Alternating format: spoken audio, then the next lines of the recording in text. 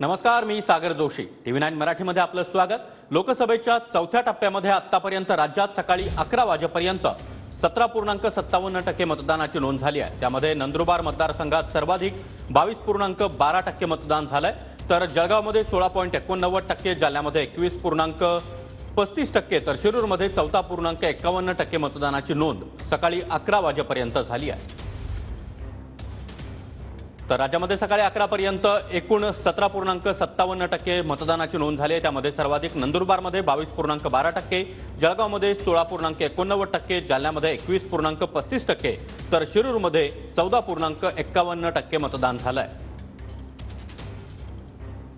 तर अहमदनगरमध्ये 14.74%, संभाजीनगरमध्ये 19.53%, बीडमध्ये 16.62%, तर मावळमध्ये 14.87%. पुण्यामध्ये 16.16%, रावेरमध्ये 19.3%, तर शिर्डीमध्ये 18.91% मतदानाची नोंद सकाळी 11 वाजेपर्यंत झाली आहे.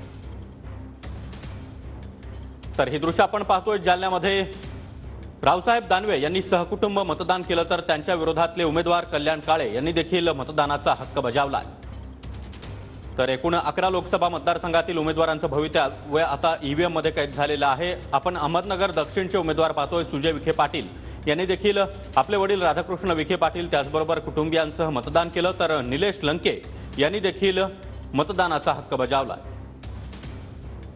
मावळमध्ये आपण पाहतोय की महायुतीचे उमेदवार श्रीरंग बारणे यांनी देखील मतदान केलं, तर संजोग वाघेरे पाटील यांनी देखील आपल्या मतदानाचा हक्क बजावला.